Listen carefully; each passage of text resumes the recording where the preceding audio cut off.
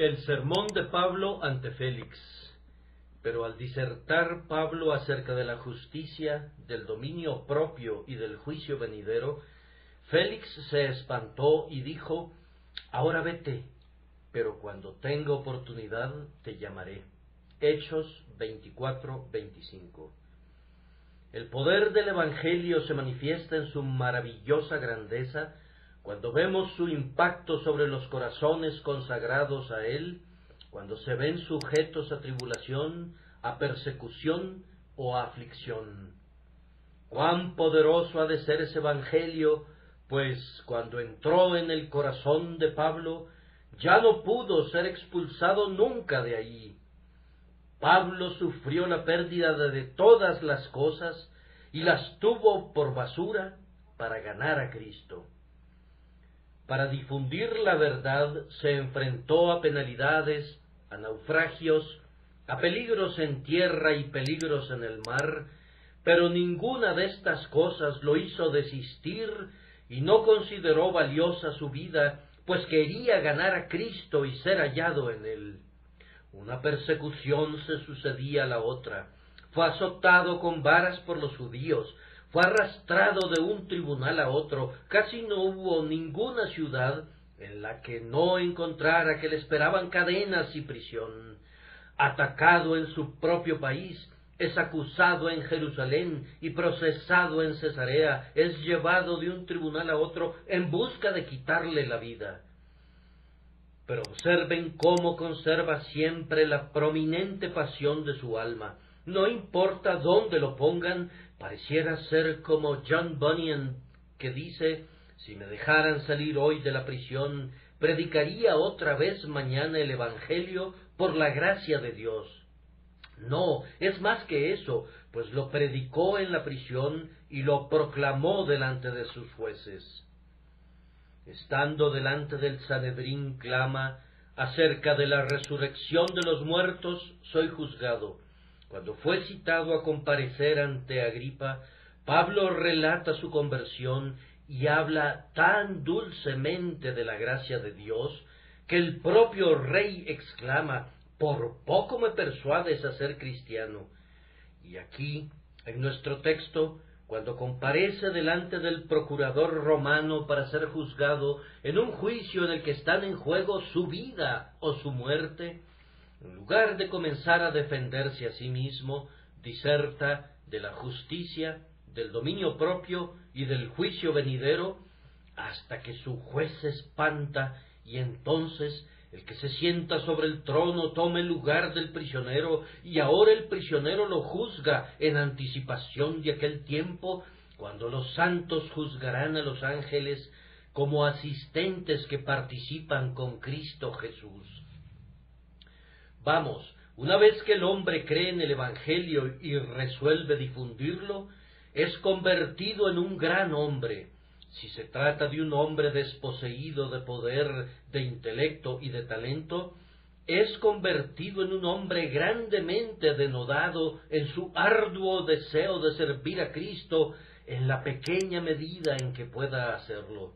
Pero si se trata de un hombre dotado, enciende su alma entera, saca a relucir todos sus poderes, desarrolla todo lo que permanece oculto, encuentra cada talento que había sido guardado en un pañuelo y despliega todo el oro y la plata de la riqueza intelectual del hombre, exponiéndolo todo para honra de ese Cristo que lo ha comprado todo con su sangre.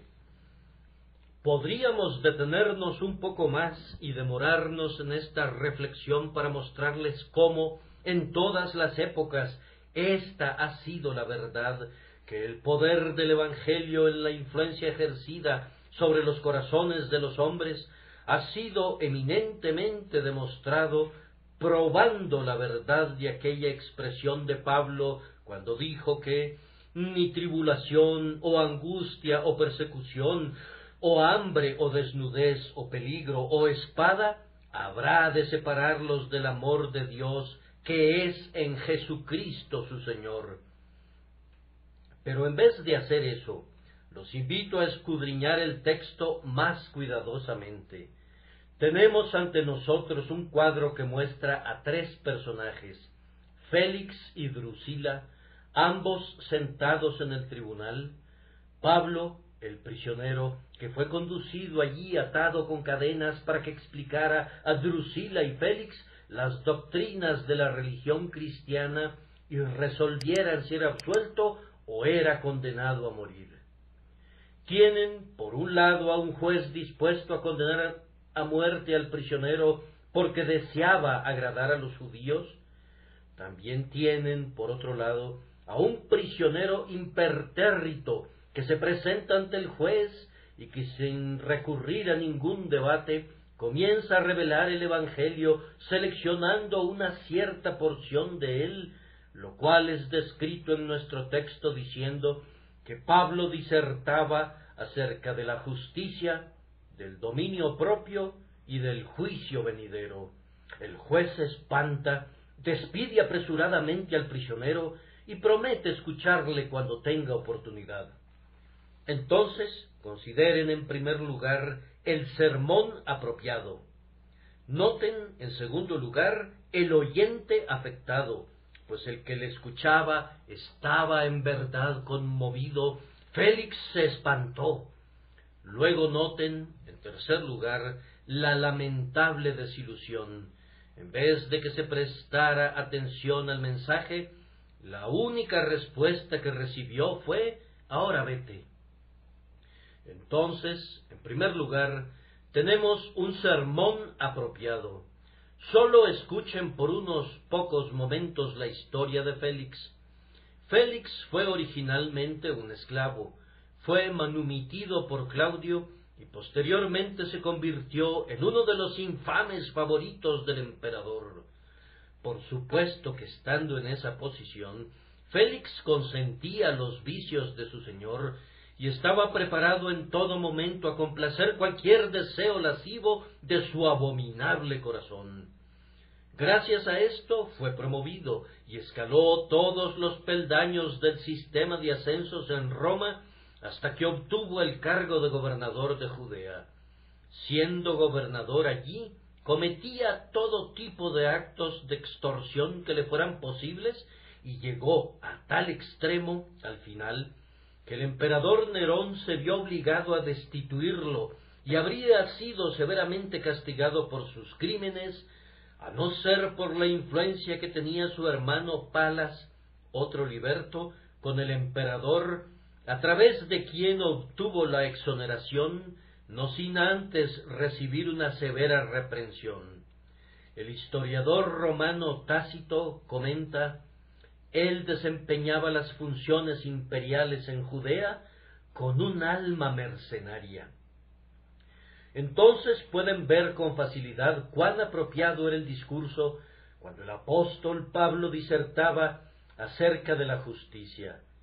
Félix había sido un extorsionador injusto, y el apóstol seleccionó a propósito la justicia como uno de los tópicos de su discurso. Junto a Félix estaba sentada Drusila. En el versículo que precede a nuestro texto, ella es llamada su mujer. Se dice que era judía. Esta Drusila era la hija de Herodes Agripa el Grande. Era una mujer notable en aquella época por sus encantos superlativos y por su voluptuosidad desenfrenada. Había estado comprometida con Antíoco, quien, a la muerte de Herodes, rehusó casarse con ella.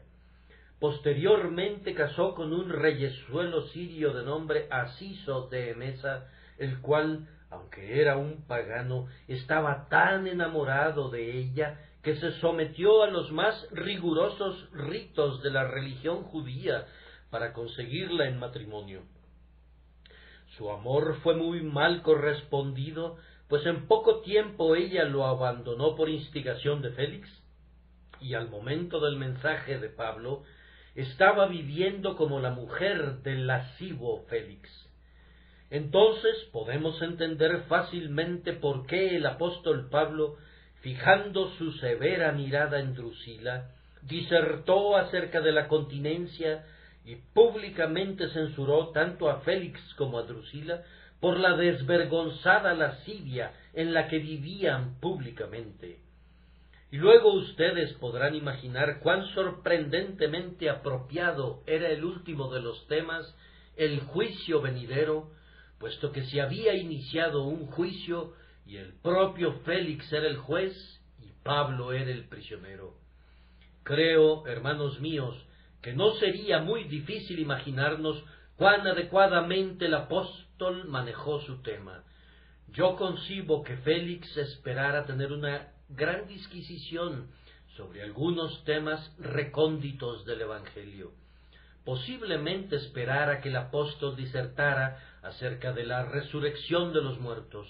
Pensó tal vez que la predestinación, la elección y el libre albedrío serían los tópicos del discurso del apóstol. En verdad, pensaría, me dirá esas cosas profundas y ocultas en las que el Evangelio de Jesús difiere del judaísmo. Pero no fue así. En otro lugar, sobre la colina de Marte, el apóstol hablaría sobre la resurrección. En otro lugar, habría podido hablar de la elección y declarar que Dios era el alfarero y que el hombre no era sino barro. Pero este no era el lugar para eso, y tampoco este no era el momento propicio para tales temas.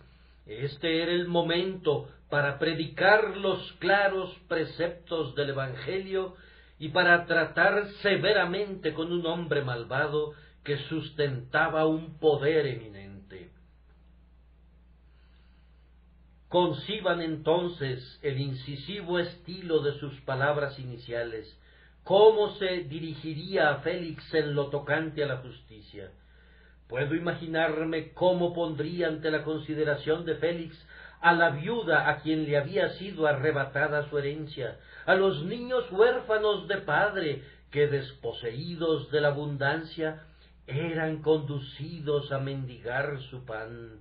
Puedo suponer cómo trajo a la mente de ese hombre ruin los muchos sobornos que había recibido cuando impartía justicia. Le recordaría las falsas decisiones que había tomado. Querría recordarle cómo los judíos, como nación, habían sido oprimidos, cómo por causa de los impuestos habían sido oprimidos en extremo. Le presentaría una escena tras otra en las que la avaricia había pasado por encima de la equidad, describiendo valerosa y severamente el carácter preciso del hombre, para luego declarar al final que tales hombres no podrían tener una herencia en el reino de Dios y pedirle que se arrepintiera de esta su iniquidad para que sus pecados pudieran ser perdonados. Luego, amable y delicadamente, volviéndose a la otra persona, puedo imaginar cómo fijaría sus ojos en Drusila y le recordaría que ella había perdido todo aquello por lo que una mujer había de vivir, y comentaría solemnemente los más poderosos motivos que prevalecían en su lascivo corazón, y luego, dirigiéndose a Félix, le recordaría que los adúlteros y fornicarios y personas inmundas no tienen una herencia en el reino de Dios. Le recordaría cómo los vicios de un gobernante tienden a contaminar una nación y cómo las iniquidades de la nación de los judíos debían en gran medida serles inculpadas a él. Puedo concebir cómo por un instante Félix se mordería los labios.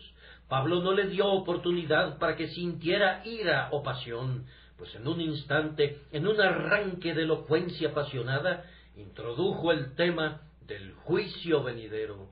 Condujo a Félix a pensar que veía el gran trono blanco, los libros abiertos, y a él mismo siendo denunciado delante de su juez.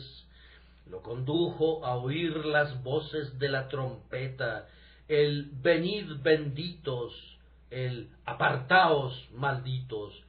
Lo petrificó, lo clavó en su asiento, abrió sus oídos y le hizo escuchar, mientras con denuedo severo y apasionado Aunque sus manos estaban amarradas con cadenas, usaba la libertad del Evangelio para reconvenirle.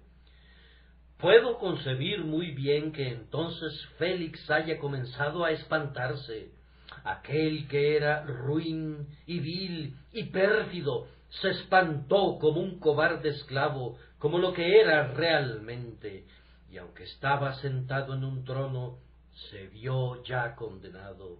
No podríamos decir lo que habría hecho a continuación si el diablo no le hubiera sugerido entonces que era tiempo de levantarse, pues con una prisa impaciente él y Drusila se levantaron del trono. Ahora vete, pero cuando tenga oportunidad te llamaré. Escúchenme entonces, hermanos.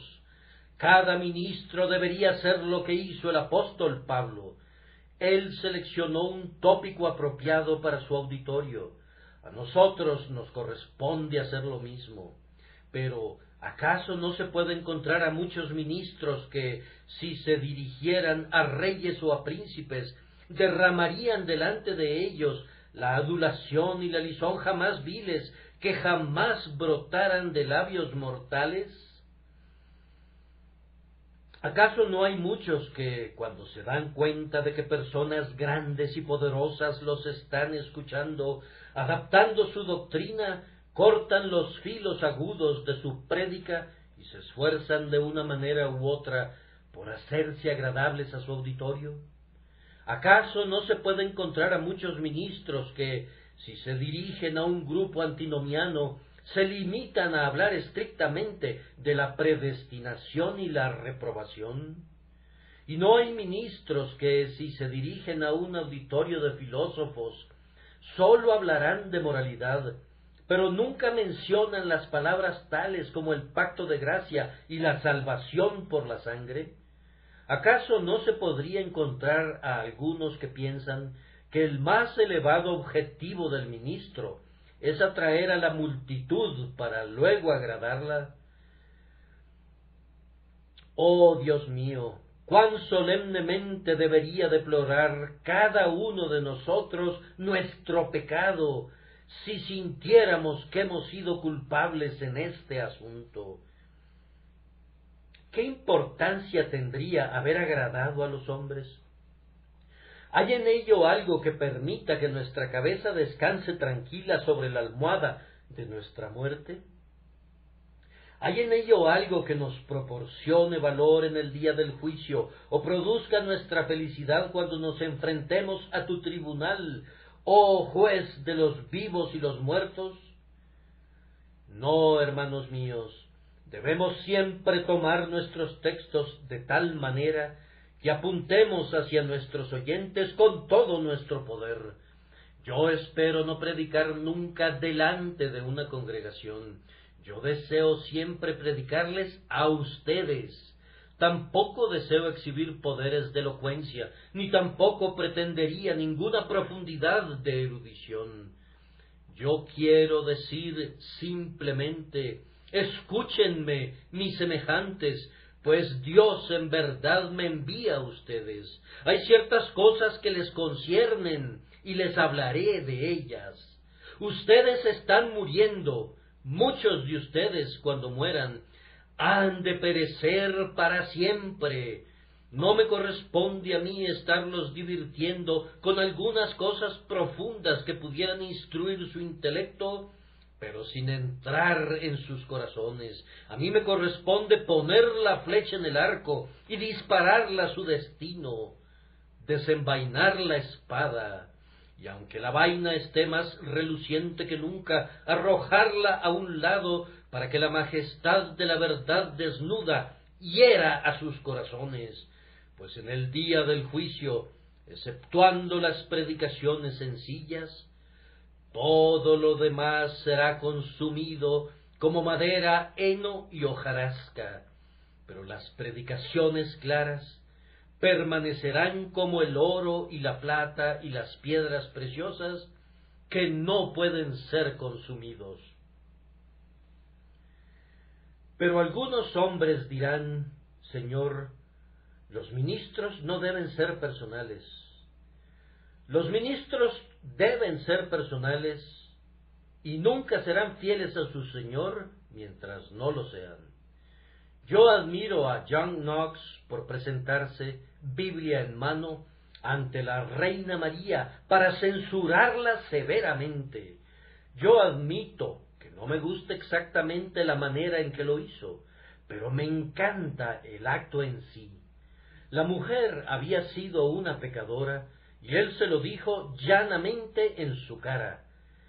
Pero ahora nosotros, pobres y pusilánimes hijos de nadie, tenemos que pararnos y hablar acerca de generalidades. Tenemos miedo de señalarlos y hablarles de sus pecados personalmente. Pero, bendito sea Dios, yo he sido liberado de ese miedo desde hace mucho tiempo.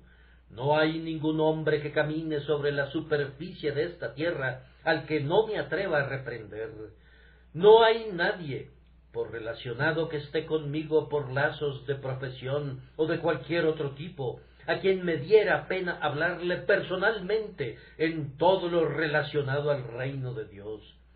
Y es únicamente por ser intrépidos y valerosos y por convencer de la verdad que estaremos limpios al final de la sangre de nuestros oyentes. Que Dios nos conceda el poder de Pablo para que podamos disertar sobre los temas apropiados y que no seleccionemos generalidades cuando debamos decir la verdad para convencer a la conciencia de nuestros oyentes. Después de todo, el apóstol Pablo no necesita de ningún elogio. El mejor elogio que podría rendirse al apóstol fue el comentario de que Félix se espantó. Y eso nos conduce a la segunda parte de nuestro tema. Félix se espantó. Sí, el pobre prisionero, sin contar con nada que le ayudara en la predicación de la verdad, y más bien teniendo todo en contra, las cadenas, el uniforme de prisionero, la imagen de uno que había promovido la sedición en una nación, este pobre presidiario, con mano creyente, tomó la espada de la verdad, y con esto partió las coyunturas y los tuétanos, le arrancó los bigotes a León en su guarida. Aún ahora le veo mirando severamente al gobernador en su cara, atacándolo en su corazón, rebatiendo sus excusas, hundiendo la palabra en él con la bayoneta de la verdad, echándolo de cada uno de los refugios de mentiras y llegando a espantarlo. ¡Oh, qué maravilloso es el poder del Evangelio predicado! ¡Oh, cuán poderosa es la verdad de que Dios está con el ministerio, porque cuando los reyes de la tierra consultan unidos, todavía desfallecen ante él! ¿Quién es aquel que no ve aquí algo más que elocuencia humana, cuando un prisionero se convierte en juez y el príncipe que está sobre el trono se convierte en el criminal? Félix se espantó. ¿No hay algunas personas aquí presentes que hayan experimentado los mismos sentimientos que Félix? Algún ministro de habla sencilla les dijo algo que era más bien demasiado sencillo para ustedes. Al principio se enojaron. Después que lo pensaron bien, y conforme el hombre proseguía en su discurso, ustedes se sintieron mortificados por haberle dado la oportunidad de que los expusiera de esa manera según lo imaginaban. Luego les vino un mejor pensamiento, y vieron de inmediato que el hombre no tenía ninguna intención de insultarlos personalmente, y luego sus sentimientos cambiaron. Una centella tras otra brotaba de sus labios, parecía el propio Júpiter tonante sentado en su trono, arrojando rayos de sus labios. Ustedes comenzaron a temblar. En verdad, aquí está un hombre que me ha dicho todo lo que he hecho siempre. ¿Acaso no es este un hombre enviado de Cristo? Ah, y de esta manera han dado su testimonio de la verdad del Evangelio. aunque no hayan sentido su poder para su salvación, han sido testigos involuntarios de que el Evangelio es verdadero, pues han sentido su poder cuando ha puesto sus rodillas a temblar y sus ojos derramaron muchas lágrimas. Pero ¿qué es lo que hace que los hombres se espanten bajo el sonido del Evangelio? Algunos dicen que es su conciencia. Sí, y sin duda lo es en algún sentido. El poeta dijo: la conciencia nos hace cobardes a todos. Y ciertamente, cuando la exposición del ministro es fiel y pertinente a nuestro propio caso, la conciencia, si no está completamente cauterizada y muerta, hará sonrojar nuestras mejillas. Pero yo entiendo que la conciencia en sí misma es tan completamente corrupta, conjuntamente con todos los otros poderes de la condición humana, que nunca haría que un hombre fuese tan lejos como llegar a espantarse si no hubiese algo que obrara en la conciencia y sólo fuese confiada la obra de su propia fuerza natural. Hermanos míos, yo creo que lo que algunas personas llaman convicción natural es, después de todo, la obra del Espíritu. Algunos teólogos muy profundos son tan entusiastas de la doctrina que afirma que el Espíritu Santo obra siempre eficazmente, que opinan que el Espíritu no puede obrar nunca una emoción transitoria en el alma de un hombre. Ellos imputan tales cosas a la conciencia. Y si ven a un hombre como Félix espantado, dicen que se trata de la conciencia natural. Ahora, ellos no ven que en esto están tocando otra doctrina igualmente amada por ellos, la doctrina de la depravación total. Pues si los hombres son totalmente depravados por naturaleza, entonces, como espantarse es algo bueno, no serían capaces ni siquiera de eso sin alguna influencia del Espíritu Santo. El hecho es, querido oyente, que el Espíritu Santo obra de dos maneras. En los corazones de algunos hombres, Él obra con gracia restrictiva solamente, y la gracia restrictiva, aunque no los salve, es suficiente para impedirles que se entreguen a los vicios corruptos y evidentes, a los que se entregan algunos hombres que se quedan por completo sin los constreñimientos del Espíritu. Ahora, en Félix había alguna pequeña porción de esta gracia restrictiva, y cuando el apóstol le presentó el Evangelio, esta gracia restrictiva revivió su conciencia y condujo a Félix a espantarse. Noten que el hombre puede resistir, y en efecto resiste esta gracia restrictiva, pues no obstante que el Espíritu Santo es omnipotente y que no puede ser resistido nunca cuando obra omnipotentemente, sin embargo, al igual que el hombre fuerte algunas veces no ejerce toda su fuerza, sino que se esfuerza con su dedo, por ejemplo, de tal manera que permite que incluso un mosquito o una hormiga lo dominen. Asimismo, el Espíritu Santo obra algunas veces sólo temporalmente y por buenos y excelentes propósitos que siempre logra. Pero Él permite que los hombres apaguen y resistan sus influencias de tal forma que la salvación no es asequible de esa forma. Dios, el Espíritu Santo, puede obrar en los hombres algunos buenos deseos y sentimientos, y sin embargo, podría no tener ningún propósito de salvarlos. Pero noten que ninguno de estos sentimientos son cosas que acompañen la salvación, pues si así fuera, continuarían. Pero Él no obra omnipotentemente para salvar, excepto en las personas de sus propios elegidos, a quienes ciertamente atrae a sí. Entonces, yo creo que el espanto de Félix ha de ser explicado por la gracia restrictiva del Espíritu que revivió su conciencia e hizo que se espantara. Pero ¿qué se dirá de algunos de ustedes que nunca se espantan? Tú has venido aquí esta mañana con tu rostro de bronce y con tu corazón insolente y altivo. Has estado vociferando tus blasfemias contra el alto cielo, y ahora permaneces inconmovible y desvergonzado en la casa de Dios.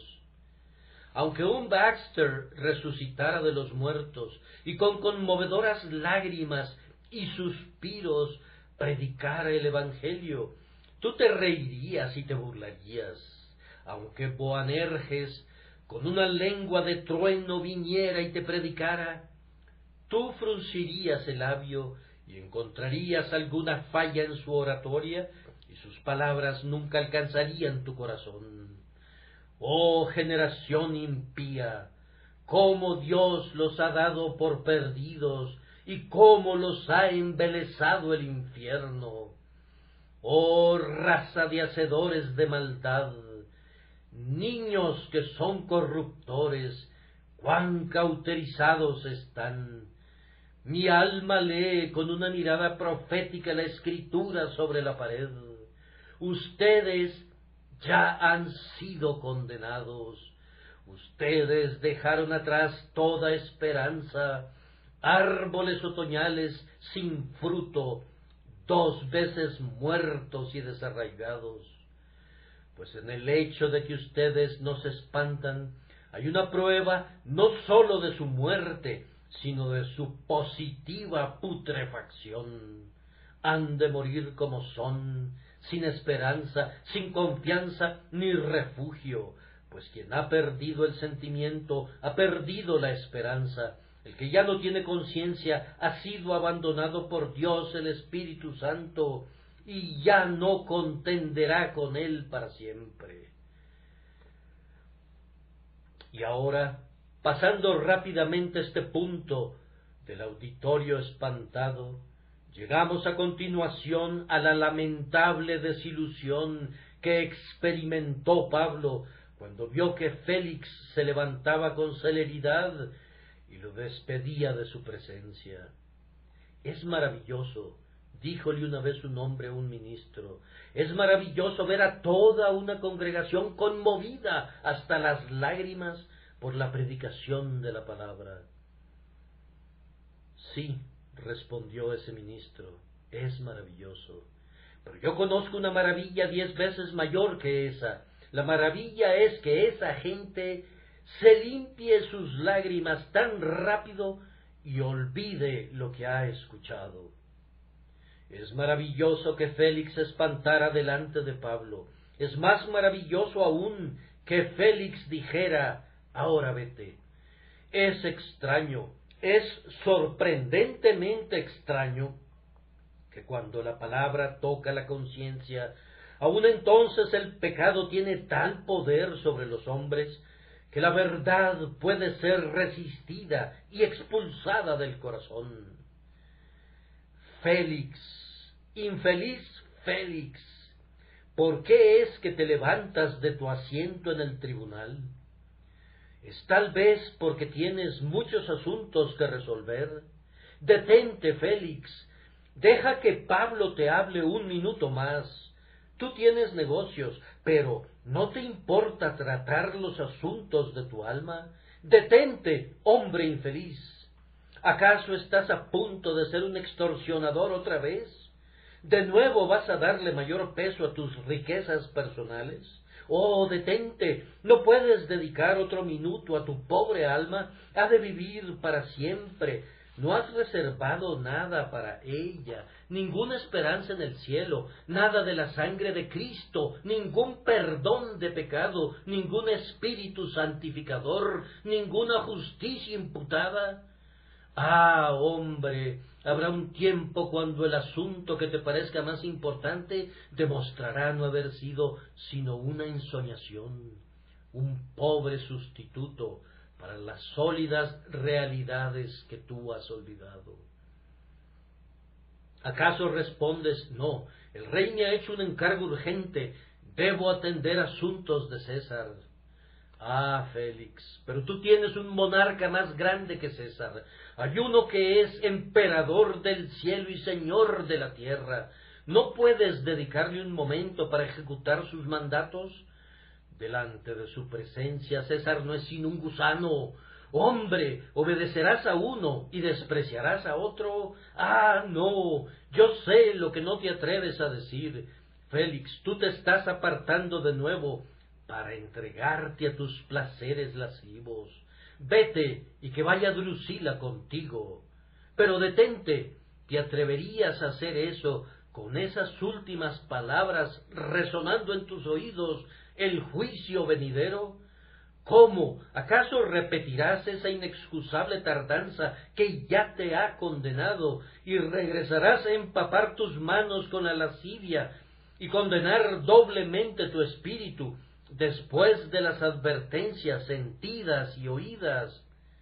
Oh, hombre, yo podría llorar por ti al pensar que como el novillo va al matadero y como la oveja lame el cuchillo, así también te diriges al pecado que te destruye y a la concupiscencia que te arruina.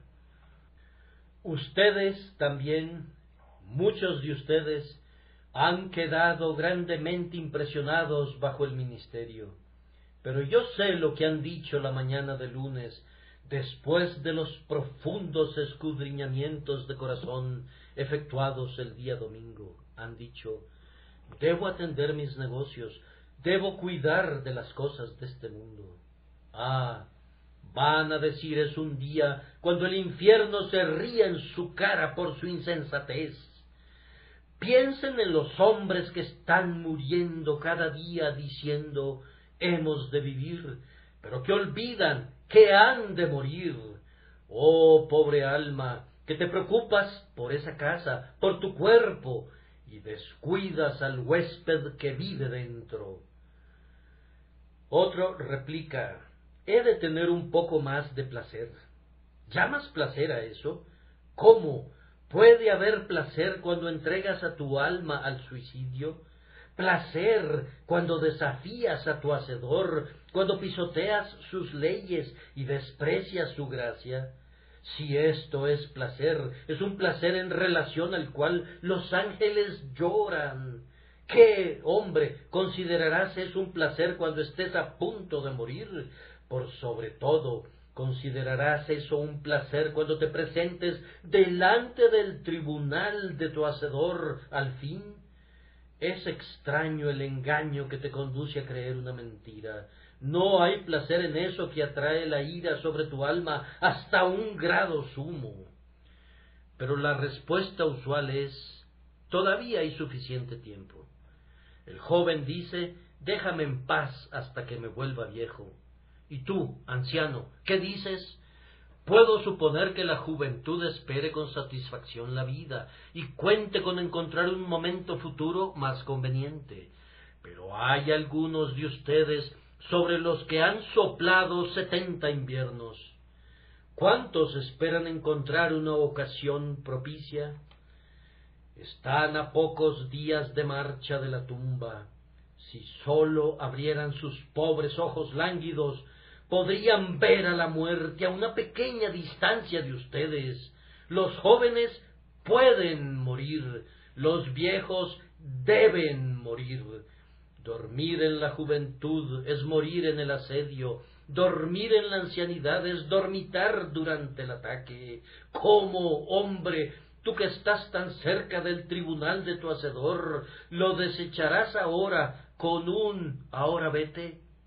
¿Cómo pondrás dilaciones ahora, cuando el cuchillo está puesto en tu garganta, cuando el gusano está en el corazón del árbol y las ramas han comenzado a marchitarse, cuando las muelas ya no funcionan ahora, porque son sólo unas cuantas y las ventanas de los ojos están oscurecidas? La hoja amarilla y marchita ha aparecido en ti, y tú estás todavía desprevenido para tu condena. Oh, hombre, de todos los necios, un necio de cabellos canos es el peor que pudiera encontrarse. con un pie en el sepulcro y otro pie en el cimiento de arena, ¿cómo habría de describirte, sino diciéndote como le dijo Dios al rico: necio, en unas cuantas noches más vienen a pedirte tu alma? Y entonces, ¿dónde estarás? Pero aún así, el clamor común es: hay tiempo suficiente. Incluso el moralista mundano dijo: tiempo suficiente es siempre insuficiente. Tiempo suficiente, hombre, ¿para qué? Seguramente has gastado tiempo suficiente en el pecado. Baste ya el tiempo pasado para haber hecho lo que agrada a los gentiles. ¿Cómo? ¿Tiempo suficiente para servir a un Dios que entregó su vida por ti? No, la eternidad no será demasiado larga para expresar sus preces, y por tanto no puede ser demasiado largo el tiempo de amarlo aquí y servirle los pocos días restantes que habrás de vivir en la tierra. Pero detente, voy a razonar contigo.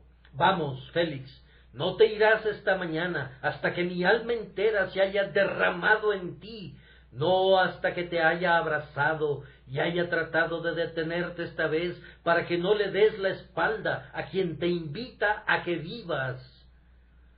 Tú respondes: en otra oportunidad. ¿Cómo sabes tú que volverás a sentir alguna vez lo que sientes ahora? Esta mañana, tal vez, una voz está diciendo en tu corazón: prepárate para venir al encuentro de tu Dios. Mañana esa voz será callada. Los alborosos del salón de fiestas y del teatro apagarán esa voz que te advierte ahora, y tal vez no la oigas nunca más. Los hombres reciben sus advertencias, y todas las personas que perecen han recibido una advertencia final. Tal vez esta sea tu última advertencia. Se te dice hoy que a menos que te arrepientas, debes perecer. A menos que pongas tu confianza en Cristo, has de ser desechado para siempre. Tal vez nunca volverán a advertirte unos labios honestos, tal vez nunca te mirarán afectuosamente otra vez unos ojos llenos de lágrimas. Dios está jalando las riendas duramente para detener tu concupiscencia.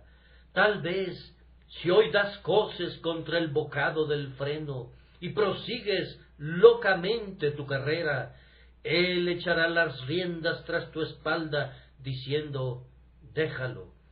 Y luego es una oscura carrera de obstáculos entre la tierra y el infierno, y correrás en ella en loca confusión, no pensando nunca en un infierno hasta que te encuentres más allá de toda advertencia, más allá del arrepentimiento, más allá de la fe, más allá de la esperanza. Pero además, ¿cómo sabes tú, si volvieras a tener de nuevo estos sentimientos alguna vez, que Dios te aceptará entonces? Hoy dice: si oyereis hoy su voz, no endurezcáis vuestros corazones. En esta hora su amor llora por ti, y sus entrañas te anhelan vivamente. Hoy dice: venid luego y estemos a cuenta. Si vuestros pecados fueren como la grana, como la nieve serán emblanquecidos. Si fueren rojos como el carmesí, vendrán a ser como blanca lana. ¿Pones hoy un oído sordo a sus palabras? ¿Desprecias hoy su invitación y desdeñas su advertencia? Pon atención. Un día podrías necesitar lo que ahora desprecias, y entonces podrías clamar a Él, pero no te oirá. Podrías entonces suplicarle, pero Él desechará tu oración, y su única respuesta será: yo llamé. Recuerda el Surrey Music Hall aquella mañana. Yo llamé y no quisiste oír. Tú estabas apoyado contra esa columna en el balcón. Yo llamé y tú rehusaste. Extendí mi mano como queriendo atraerte a mi pecho y no hubo quien atendiese. Tú estabas allí en el balcón, escuchabas, pero era como si no oyeras. Por tanto, y oh, qué terrible conclusión, también yo me reiré en vuestra calamidad y me burlaré cuando os viniere lo que teméis. Alto, esas no son mis palabras, son las palabras de Dios. Vayan al libro de Proverbios y las encontrarán allí. Sería algo duro que yo dijera eso de Dios, pero Dios lo dice de sí mismo, y Dios es veraz, aunque todo hombre sea mentiroso. Y si Él es veraz, ¿cómo sabes tú que no menospreciará tu oración un día, que no escuchará tu clamor y que te proscribirá para siempre? Pero además, ¿cómo sabes que has de vivir para ser advertido de nuevo? Un ministro dijo una vez, cuando yo le sugerí delicadamente que no había predicado el Evangelio esa mañana, no tenía la intención de predicar a los pecadores en la mañana, pero les voy a predicar en la noche. Ah, respondí, pero ¿qué pasaría si alguien de tu congregación de la mañana esté en el infierno antes de que llegue la noche? Lo mismo podría decirte a ti. Has prometido ir hoy a la casa de un amigo y piensas que no puedes romper esa promesa. Quisieras poder hacerlo, quisieras poder ir a casa y caer de rodillas y orar, pero no puedes hacerlo porque tu promesa te ata. Tendrás un momento propicio uno de estos días, y así el Dios Todopoderoso ha de esperar la conveniencia del hombre. ¿Cómo sabes que vivirás hasta que esa conveniencia se presente? Un poco de calor en exceso, o demasiado frío dentro del cerebro, un flujo rápido de la sangre, o una circulación demasiado lenta de la misma. Basta que los fluidos del cuerpo se vayan por el lugar equivocado y estás muerto. Los peligros pululan por todo el terreno para cargarte a la tumba, y torvas enfermedades aguardan en derredor para apresurar a los mortales al hogar. Oh, ¿por qué te atreves entonces a posponerlo diciendo, todavía tengo tiempo suficiente? ¿Será salvada tu alma jamás porque digas, todavía tengo tiempo suficiente? Muy bien dice el arzobispo Tillotson, un hombre podría decir, estoy resuelto a comer, pero la resolución de comer nunca alimentará su cuerpo. Un hombre podría decir, estoy resuelto a beber, pero la resolución de beber nunca pagará su sed. Y tú podrías decir, estoy resuelto a buscar a Dios con el tiempo, pero tu resolución no te salvará. No es el oyente olvidadizo, sino el hacedor de la palabra, el que será bendecido por ella. Oh, que pudieras decir ahora, hoy, Dios mío, hoy yo confieso mi pecado, hoy te pido que manifiestes tu gracia, hoy recibe mi alma culpable y muéstrame la sangre del Salvador. Hoy yo renuncio a mis necedades, a mis vicios y a mis pecados, constreñido por la gracia soberana. Hoy desecho mis buenas obras como mi base para confiar. Hoy clamo, nada en mis manos traigo, simplemente a tu cruz me aferro. Oh, feliz es aquel ministro que tenga un auditorio así. Ese ministro sería más feliz que Pablo si supiera que su congregación ha dicho esto. Ven, oh Espíritu Santo, y atrae a los corazones renuentes y haz que se inclinen delante del cetro de la gracia soberana. Predicar, ustedes pueden verlo, hace que pierda mi voz. No es eso. No es la predicación, sino el estar suspirando por sus almas, lo que representa un duro trabajo. Yo podría predicar indefinidamente, podría pararme aquí día y noche para hablarles del amor de mi Señor y advertir a las pobres almas, pero lo que me afecta es el pensamiento posterior que me seguirá cuando descienda las escaleras de este púlpito, que muchos de ustedes, amigos míos, desdeñarán esta advertencia. Ustedes se irán, saldrán a la calle, bromearán, se reirán. Mi Señor dice: Hijo de hombre, ¿has oído lo que los hijos de Israel dicen de ti? He aquí, tú eres como uno que toca una tonada con un instrumento. Gozan contigo y luego siguen su camino. Sí, pero eso no tendría importancia. Que se rían de mí no es gran molestia para mí. Puedo gozarme con las burlas y los desprecios, las caricaturas, las sátiras y las calumnias son mi gloria. De estas cosas me jacto, en estas cosas me gozo. Pero que ustedes se aparten de su propia misericordia, esa es mi aflicción. Escúpanme, pero arrepiéntanse. Ríanse de mí, pero crean en mi Señor. Conviertan mi cuerpo en la basura de las calles, si quieren, pero no condenen su propia alma.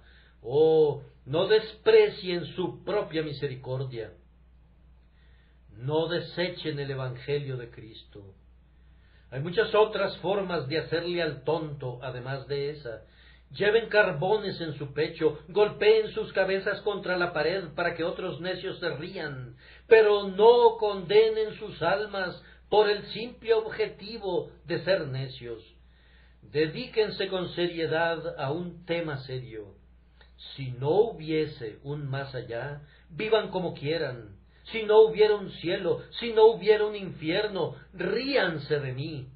Pero si estas cosas son ciertas y creen en ellas, los exhorto, puesto que los veré en el tribunal del Señor Jesús en el día del juicio, los exhorto por su propio bienestar inmortal, que reciban estas cosas en el corazón.